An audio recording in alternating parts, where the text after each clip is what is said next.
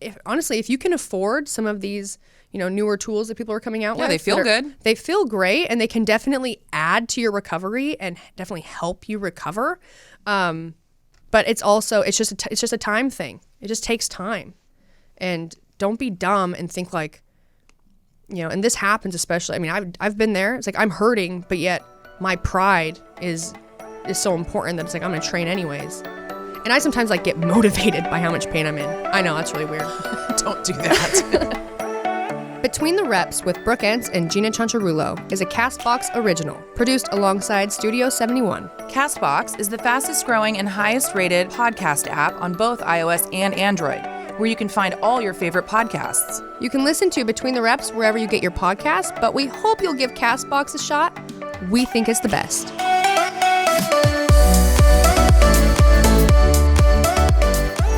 What's up, guys? You are listening to another episode of Between the Reps with Brooke and Jeanna, and today we are going to talk about some gym accessories, which includes successories and also just pieces of equipment you probably don't need to be using. Right.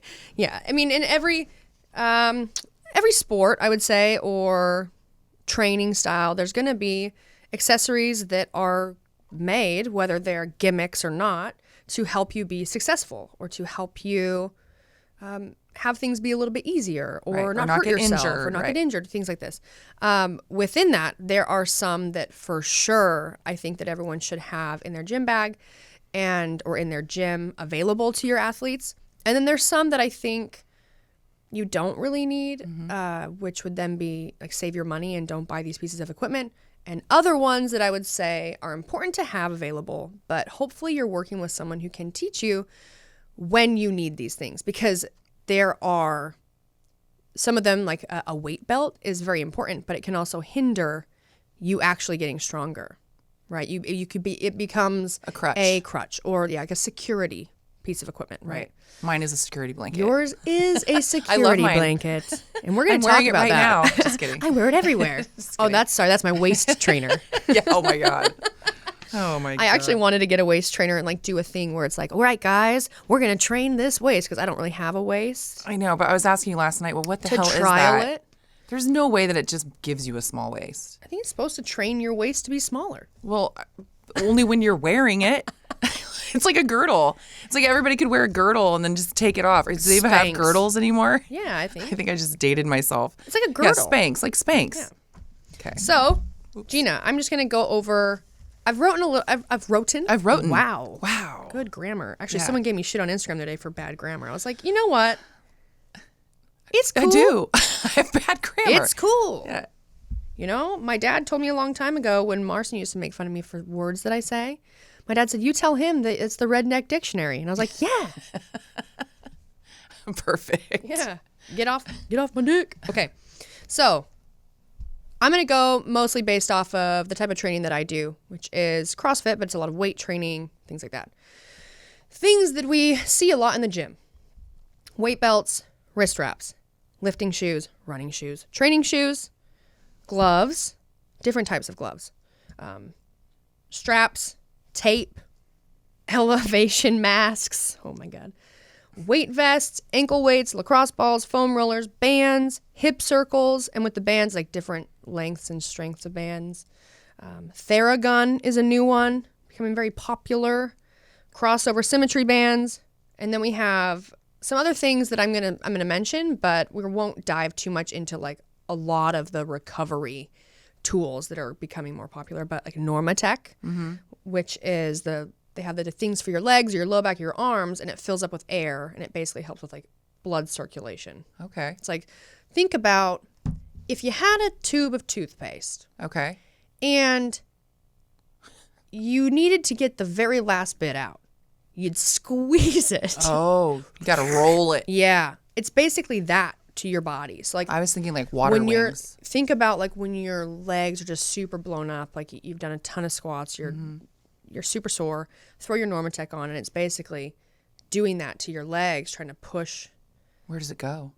Up towards your heart. Oh, okay. Yeah. So it's like, it's starting at your feet. It's basically kind of helping circulate your body. Got it.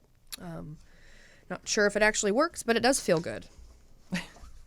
And then muscle stim machines. So like Power Dot, which is my favorite because it's very small. Bluetooth, you can travel with it. All right, Gina, now we're going to go through a couple of these and talk about yay or nay. Okay. Okay. All of them can be yay because you guys can do whatever you want. Sure. You know? I'm just going to tell you what's my yay and what's my nay. All right. First, we're going to come back to that one. Wrist wraps. Gina, yay or nay? Yay. Yay. I have them. Absolutely. Absolutely. Very important. A lot of that's going to depend on a couple of things. One, what are you doing? Like I have like, oh, that's a bad example because my upper body's kind of really fucked up right now. But for the most part, I can do things without my wrist wraps. Pretty strong forearms, typically. But when you start moving really heavy weight, it's nice to have extra support. That stability. Like, don't be a hero and be like you're doing jerks off the blocks and you're like, oh, I don't need my wrist wraps. Right. And then you end up hurting yourself. Yeah. So wrist wraps, great. Extra support, absolutely. Other times you might need them. My dad has terrible arthritis in both of his wrists. He has to have so much support for him to be able to do exercises that will allow him to get stronger, fitter, and do the things that he wants to do. Right. So, yes. Yay. Yay. And have multiple kinds if you'd like. Lifting shoes. Yes. Yes. This will also depend on what you are doing. I think it's important that if you are using them as a crutch, where this would be maybe you don't have great mobility, so instead of working on your mobility, you just use lifting shoes. Long term, to get better at those exercises, you're not necessarily going to get more flexible ankles. You're not really going to be able to work through the hips and the things that are like holding you back if you always just put lifting shoes on. So for me, from running in trainers and not running in running shoes for all of like 2013 into 2014, the first time I competed as an individual, I basically gave myself plantar fasciitis in my left ankle. I danced my whole life. I've never had tight ankles. And now one of my ankles is so tight that the mobility and flexibility is just it's not equal to my right side. And that's from running in those shoes? Yes. Oh. So for me, that was, I feel like that's a common CrossFit thing because like they'll wear the cross trainers to run.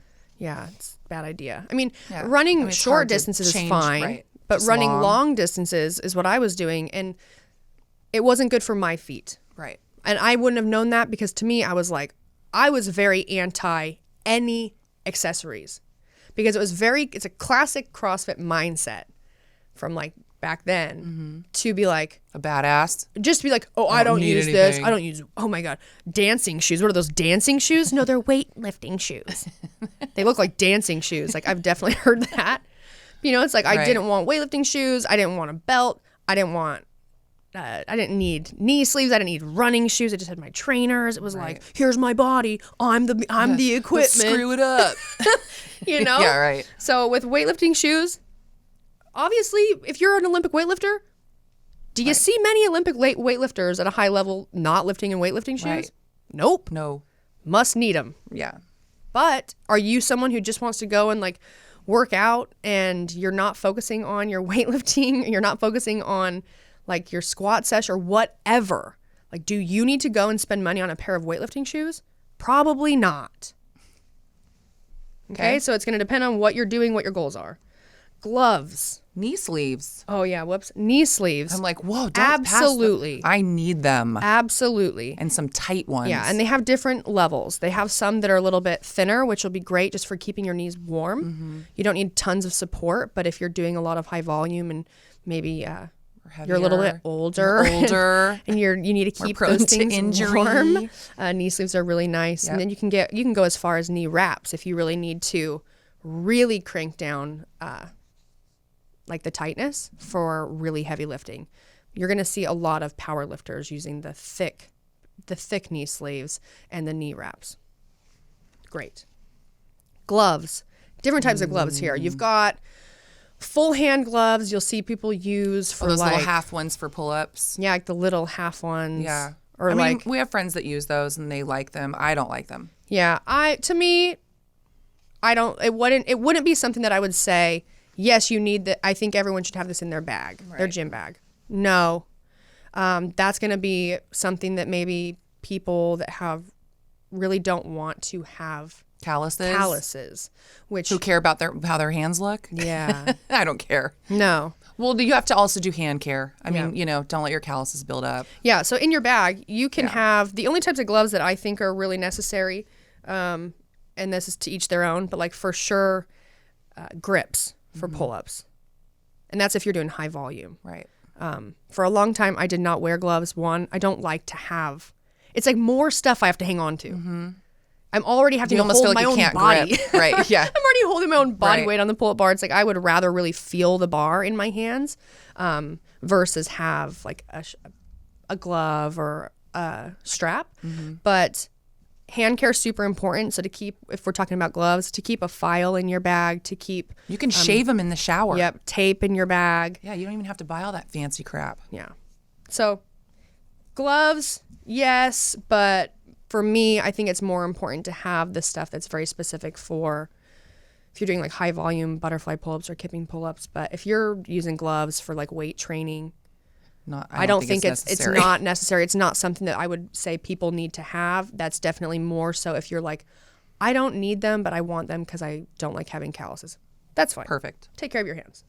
You can have the pretty hands. I'll have these manly hands. I said straps. Okay, no, I did not say straps. I'm saying it now. Straps. You see a lot of people using them for weightlifting. If you are weightlifting, yes, have a pair. Because one, it's not fun to borrow a pair from someone and then forget to give it back because that person will be bummed. Two, at a certain point, if your grip is a limiting factor, but your goal is to be weight training and doing deadlifts or whatever, you're doing pulls, getting stronger, it's okay. Put the straps on so you can load up to strengthen your core, your back, your legs, even if your grip can't hang on to it. Mm-hmm. Also, we will train certain movements at a much higher weight than what we would do. So if I were doing snatch grip pulls, I'm going to move at 110% of my snatch. But obviously, that's not a weight that I can pull over my head. But I want to get my body strong enough to be able to move that weight through those first positions. Right. And the only way to do that is to load it. Strap in. And you want to do high reps. Right. But your grip and your thumbs and your hands can't handle that in that volume. So you throw straps on and you get to really isolate it through the body and not in your hands and your forearms and things like that. Well, I know some gyms have them. Yes. Like our gym has them. So you want to become familiar with whatever gym you're at.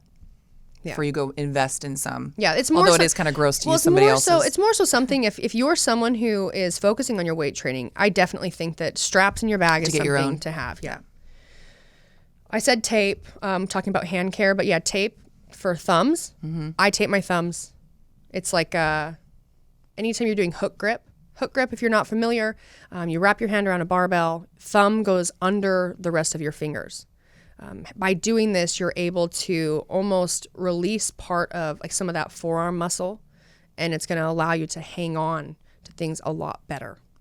You can get as it gets heavier. Yes, that's why I never hook grip because I don't lift anything heavy enough. Your hand almost turns into sort of like a strap versus like really gripping it through your whole hand.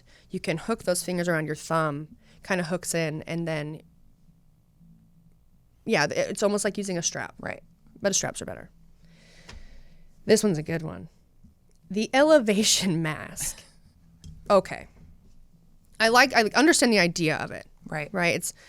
It's a little bit harder to breathe. It's allowing you to train at elevation.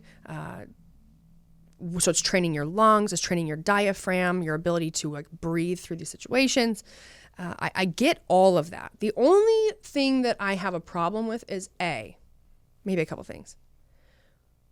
Why? Like for an everyday person, right? Why does it need to be harder for you to breathe? Hear me out. No, I know. If you're not, like, for instance, if you're going to go, like I've gone before competition, I'm going to go and train. I go train in Utah at elevation. So it's hard to breathe. Sure. So my body can have an adaptation. Right. So I can move more oxygen through my body.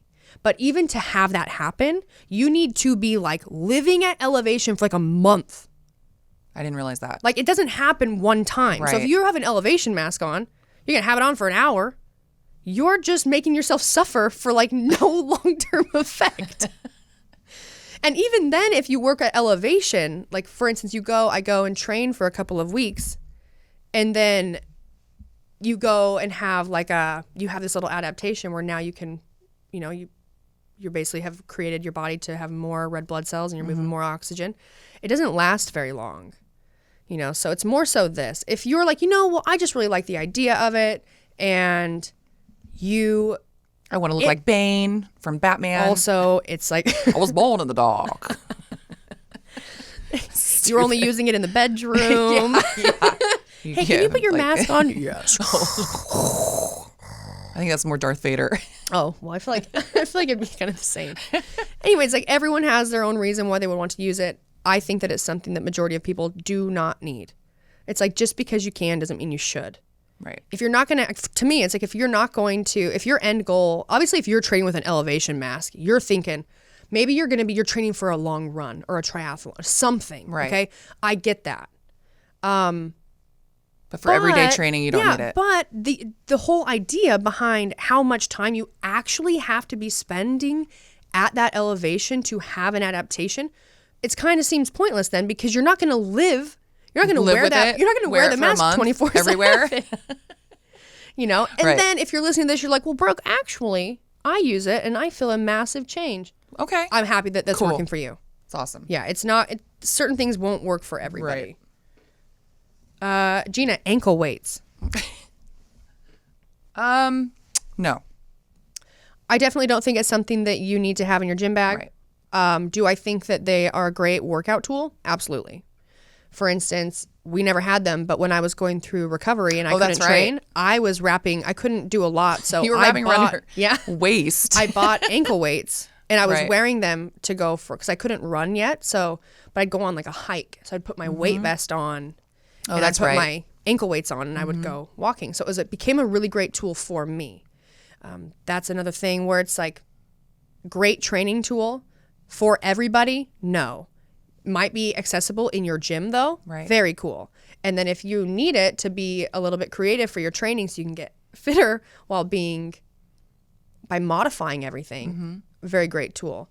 I needed to find a way when I had my boobs redone to load my body, but I couldn't put a weight vest on. Yeah. So I went and bought this like waist trainer type band and ankle weights, and I strapped the ankle weights around my waist. Yeah, and then I wrapped over the top. Yeah, and then I wrapped it over the top so I could weight my body and hike and do squats and things like that. Here, Jeanna, read some of those. All right, I'm going to ask you, because I'm not a big user of. All right, the lacrosse ball. Yay! I have Okay. coffee pouring all over my face. Lacrosse ball. Yay! Absolutely. Everyone should be mobilizing a lot more. I mean, even I should listen to my own advice. It's good to take too. Like I take it on when I travel, when I'm in a car, because my back, I'll put it on my hamstrings. Right. Sometimes my feet really bother me, like on airplanes when you like really start to swell up. So I'll take one out and I'll roll my feet out on the plane, and then it's really easy. It's small, accessible, and you can pretty easily start working out some kinks or some knots if you're hurting and you can't get into like a PT or a massage therapist. I mean, I see people using them all the time. So I like them when they do it on the wall and you look over and it looks like they're just like itching their back and they're doing something weird and you're like, what are you doing? Or they look like the bear from the Jungle Book. Yes. You're like, oh, they're using the lacrosse ball. Okay, foam roller. Absolutely. Do I think that foam rolling really works? I think that if you're like injured, you have knots and you're sore, that's just what happens. Like you just beat the shit out of yourself and your muscles are adapting. You've had micro tears and now things are healing and it's going to be really tough to smooth that muscle tissue out. Do I think you're going to do it by rolling it out on a foam roller? No. But I do think that even if if it makes you feel better, if by you doing it, you feel better, that is good. Like, for instance, Sure. I don't foam roll. I don't either. Hardly ever. If I do, it's usually for like my quads, and I'll definitely, do it on my legs. And I try to actually use actual PVC pipe. I don't use like the soft ones. Or I will use a barbell and I'll roll it on my legs. But other than that, I don't think that it's totally necessary. And most of you already have them at a CrossFit gym or or a regular gym. I see them everywhere now. So I don't think you need to invest in having one in your gym bag. Bands. Yes. And when we say bands, it's like the big ones for helping with pull-ups, also for mobility, and the hip circles are the most important, I think. I like those a lot. Theragun. The Theragun, no. Okay. Only because it's super expensive and you don't need that. But if your PT has one, use it. Cool. If your gym has one, use it. I don't even know what this is. Crossover symmetry. Crossover symmetry bands. Hopefully your affiliate, your gym actually has them. I don't think that you necessarily need them in your gym bag. They are bands that attach to your rig or to the wall. Oh, I know what those are. It's for your scapula. I didn't know they were called. They call it getting scap jacked, and I think it's very important, especially in CrossFit. We do a lot of stuff from the front rack, so it's important to start strengthening all of your scapula, your traps, your lats, so you can stay healthy and you don't end up like this and with like no one wants to be like that. No. Nope. In case you aren't watching, she was hunched over. Crossover. Oh no, I already said that. Normatec. Is that what it is? Normatec? No, you should not have it unless you're just loaded and you just want to spend your money on recovery tools. Muscle stim. If you want an e-stim machine, the Power Dot is pretty cool. It's affordable and you can take it anywhere. I do think that it's valuable when it comes to recovery, and it feels really good. No, I don't think everyone needs it. Why? Because it's just one more thing that costs a lot of money. And when it comes to recovering from soreness, honestly, it's just time. Time, sleep, good diet, stretch, use your lacrosse ball. You can do all these things. There's not a quicker way to recover. Like your body's no magic. Your body's going to take the time that it needs. That's just the way that it is. So there is no magic tool. There's no magic pill that's going to make you feel better. It's sleep. It's recovery. Movement. Movement. Make sure you are stretching, paying attention to your body. And then if you can afford some of these, newer tools that people are coming out with. They feel good. They feel great, and they can definitely add to your recovery and definitely help you recover. But it's just a time thing. It just takes time. And don't be dumb and think like, and this happens especially. I mean, I've been there. It's like I'm hurting, but yet my pride is so important that it's like I'm going to train anyways. And I sometimes get motivated by how much pain I'm in. I know, that's really weird. Don't do that. All right, we're going to take a quick break, and when we come back, we are going to answer a lot of questions. I recently posted on my Instagram account to have you guys ask some questions, and it's time to just talk to you for a little bit. So, be right back.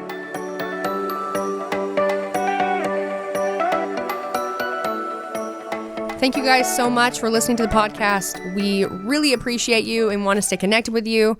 So please rate, review, and subscribe to help this podcast grow. And if you like the podcast, get the word out. And now back to the show.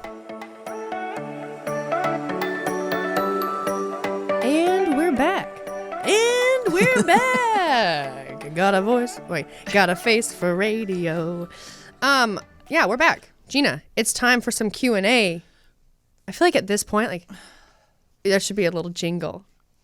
What would it be? About this segment. It's like the Q&A segment. Yeah, make one up for me. Oh, God. On the fly? Yeah, something about it's time for the Q&A. Ask Brooke. I don't know. It's time to ask Brooke. Ask Brooke. That was so bad. Okay. All right.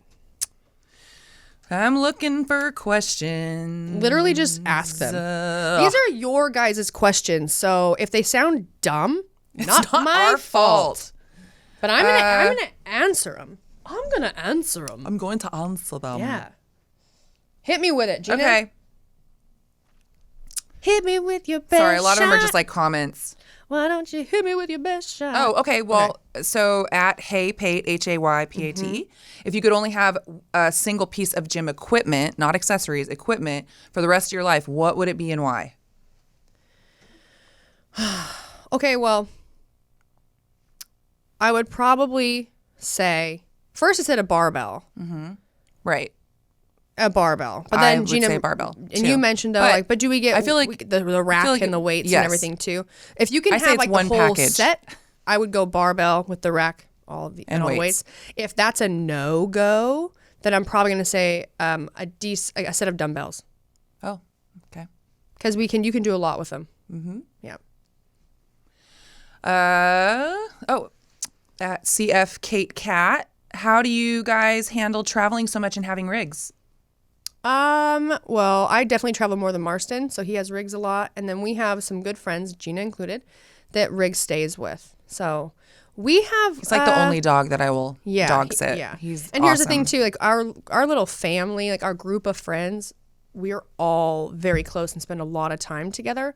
So Riggs is. I mean, he still always gets super weird and mopey, mostly when Marston leaves because he's so used to mom being gone all the really, time. He's very sad. But when he stays with like Tommy or our friend Connor or Gina, Adam. it's kind of normal.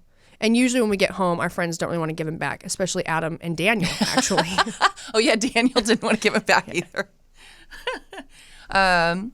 At Sarah Finlea, Sounds about right. when you are having one of those tired, unmotivated mornings that we all get, what do you say to yourself to get yourself up to the gym, eating right? Shit, I just Ruined got it? rid of it. I hit something because I was reading it. Basically, how do you get motivated in the morning when you're feeling like you don't want to get your ass up? Well, a couple things. Go. I get up and I have to go to the bathroom and like shower or whatever. So I usually look at myself in the mirror and that's usually pretty motivating to Get make yourself. a change. Yeah. Go. Yeah. Also, I tell myself to not be a bitch. Some of you be like, I don't like that. It's For me, negative it totally self-talk. works. Yeah, for me too. I know what it takes to be successful in my training and in my diet. So I have to remind myself like that this is what it takes and you better suck it up. Like that, and that's because I know what I want and I know how hard it is to have that and I know how hard it is to maintain it. Are there times when I don't listen to myself, motivating myself, and I just sort of not, I sort of hang out and not go to the gym on time, or maybe I eat something at breakfast or whatever during the day that I normally wouldn't. Yes, that definitely happens. And there's also a conversation that then happens in my head that is more like a little more compassionate. Like, what have I been doing? Do I need a break? Am I really tired? Am I getting sick? Like, do I need to take a rest day? So it's a lot of gauging, what have I been doing? What do I have coming up? What is it going to take for me to get from A to B? And a lot of the time when I definitely need to go and train and I need to, like, I'm just being kind of a wimp, it is, what do you want? It's this. It's really hard to get there. Suck it up and go get it done because this is what it takes. And you want it, so you have to do it. There can't be any excuses. And that's kind of how I talk to myself. Kind of like a mean bitch. But I also am compassionate, too, with myself. I try. I've had to be compassionate with myself because sometimes all you trolls out there be leaving mean comments and I got to build myself Yeah, back people up. are mean, man. Somebody recently said I look like Carrot Top. Oh my God. They told you she looks like Carrot I looked Top. up I had Carrot someone- Top and I was like, I mean, I kind of get it. I was like, hey, this is my new Halloween costume for next year. I commented back and I was like, actually, they're brother and sister. So good. Well, someone told me that I had an old face, saggy tits, and my body looked like a lumpy poop. So thank you. The most recent too was someone That's that my favorite. nose was really shitty and I needed a nose job. I was like, wait, all right, cool. When also saying you suck for doing Botox. Yeah. Yeah. Oh my God. People. Okay. At Boone Ashley _Ashley, what would you say your most memorable or defining moment has been during your career as a CrossFit athlete? Okay, I actually have a great one. Okay. And there's a second part to it. What's the second part? And do you ever get overwhelmed with the amount of people who recognize you and want to meet, take pictures with you? Okay, first part. Okay. A defining moment. I've had many defining moments, but I can say one of the ones that sticks out the most, and it's very recent, was the regionals 2018. I'm in the first heat of every event. I'm used to being in the final heat of every event. I'm in the first heat, and the workout that I was the most terrified for, that I also really sucked at, was the muscle up into all the handstand walking, which my shoulders were You hadn't been not in doing rough any. shape. No, my shoulders dislocates. We had to tape it up for dislocation. And the amount of people, and this is what's so crazy, is like I heard this from my friends that were watching and from people that were working the event. Like the amount of people that were there for the first heat of almost every event that I was in, that was loud as fuck, and just the amount of support and love that I was able to feel. It was amazing. Was incredible. It was amazing. And apparently all of that was in the first heat, but you didn't even have that in the final heat. No. You know? And so that was a moment where I really realized, well, I mean, I've realized it more than that, but I was going through a really hard time and a very stressful weekend and fighting so hard to not allow myself to like talk bad to myself, right? Like, Yeah. and To feel how, like you wanted to give up. yes. Right. And the support that I felt through the community and through all my fans that were there was a really great reminder that just that like I was doing what I was supposed to, you know, and There was a lot of love. and there was a lot of love, and you were all really there for me, and they didn't care that you No. couldn't.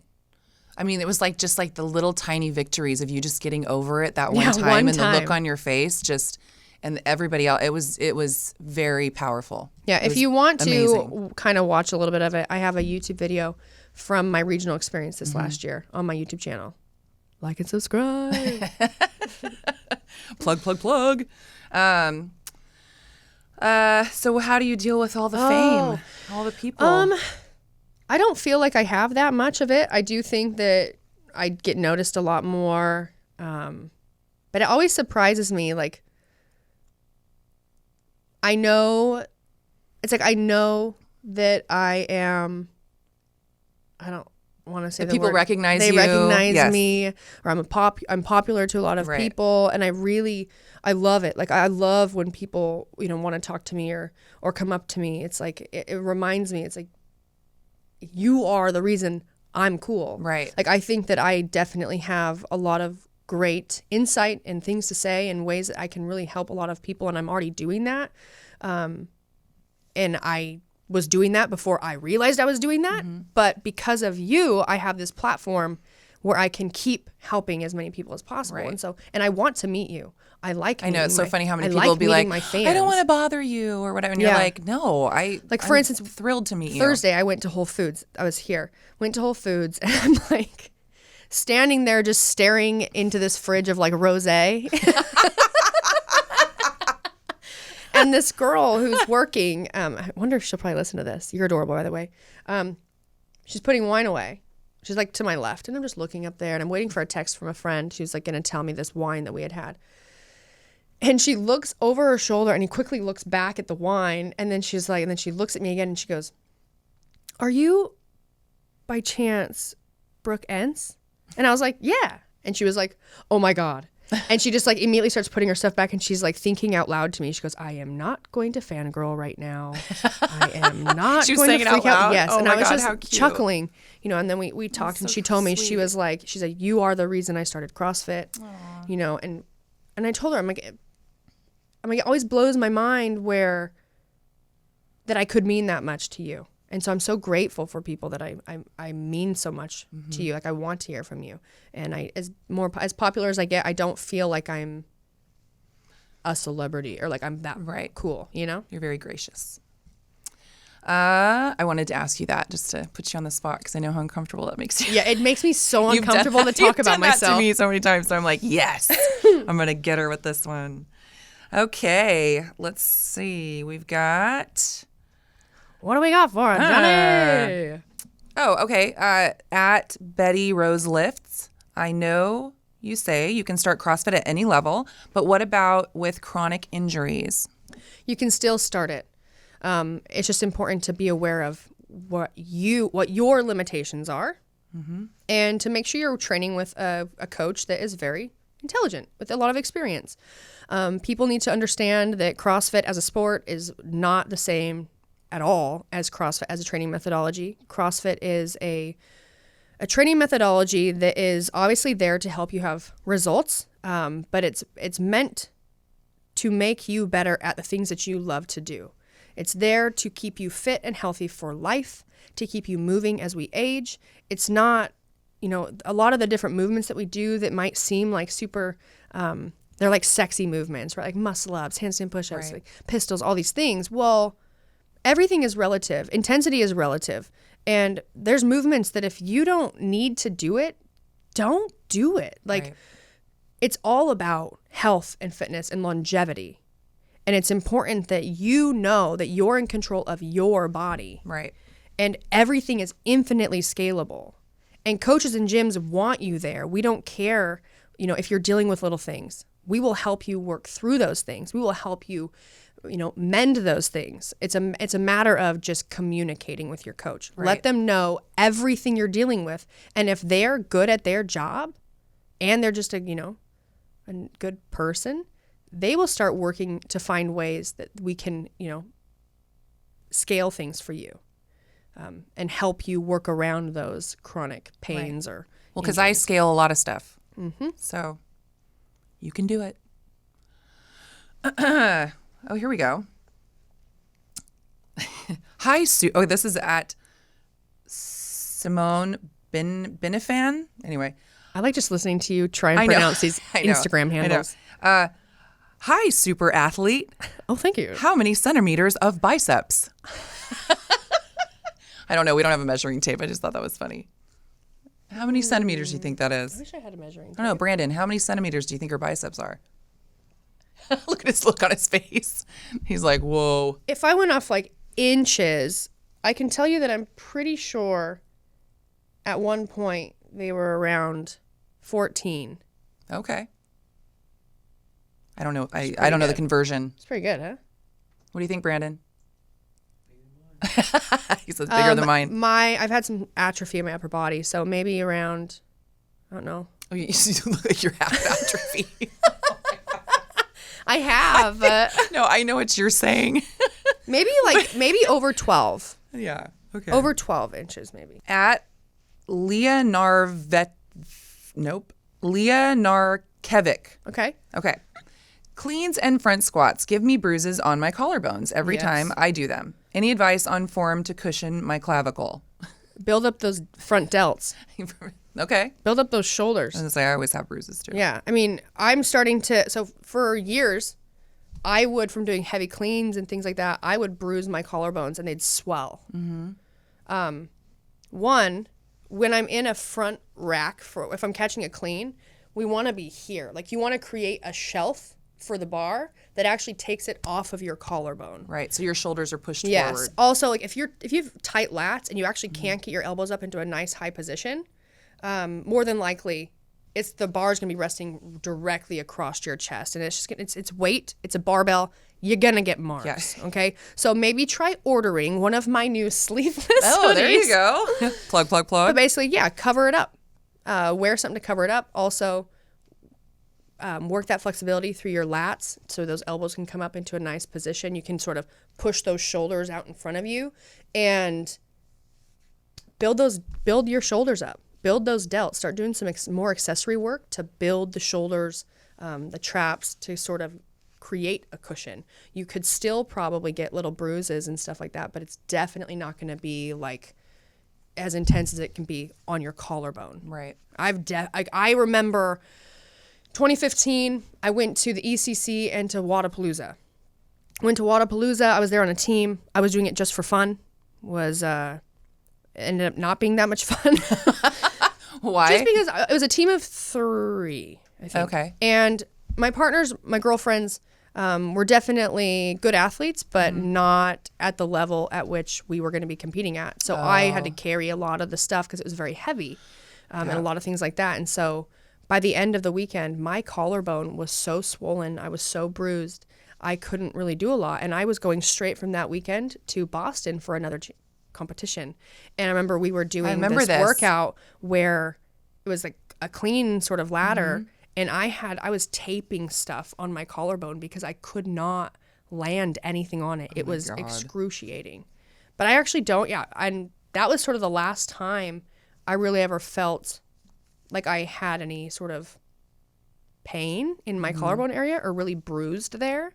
But now, right now, getting back into training, getting back into doing any sort of bar work on my chest, I'm already feeling that. And that's because, like I said, atrophy, Jeanna. So look like you're atrophied. Build those shoulders up and fight for that good position. You're going to have that good position the stronger you are through your lats. Get your back strong. It's not a passive position. When you're front squatting, that shouldn't even be passive. Right.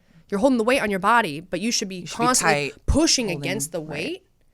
And you'll be surprised how much easier it is to move weight when you're more supported through your upper body. Let's do one more. Okay.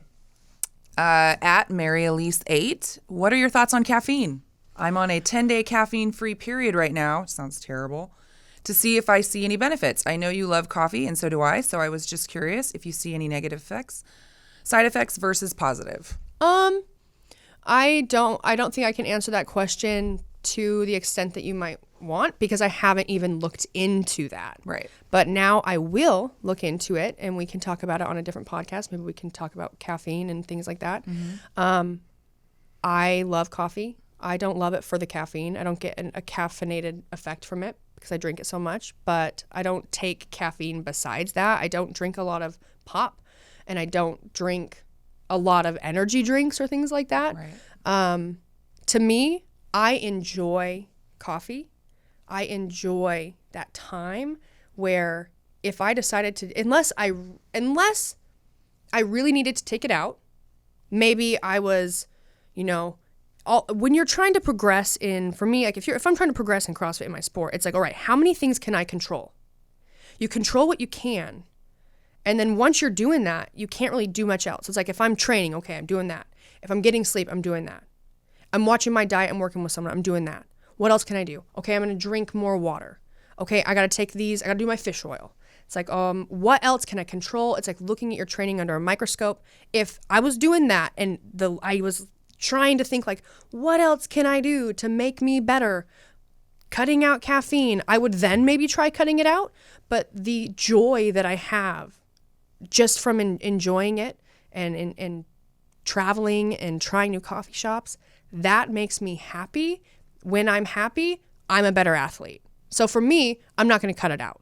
Unless I'm to a point where it's like, we need to try cutting it out because your health is bad. Or we need to try cutting it out because you're not able to get enough sleep at night.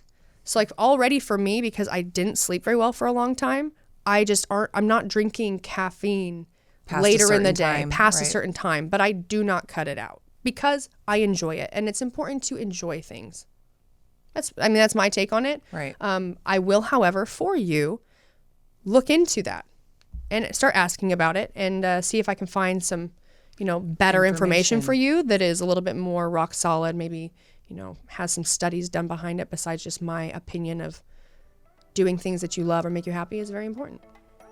Love it. Sound good? Sounds great. All right, guys. We fun little podcast today, just kind of answering a lot of your questions. We will do more of these as well, and maybe even just start throwing in question segments into our shows. Hope you're having a really good day, and we're gonna get the hell out of here. We're gonna fly home. We're gonna fly home today. Thanks for listening, guys. Yep. See ya.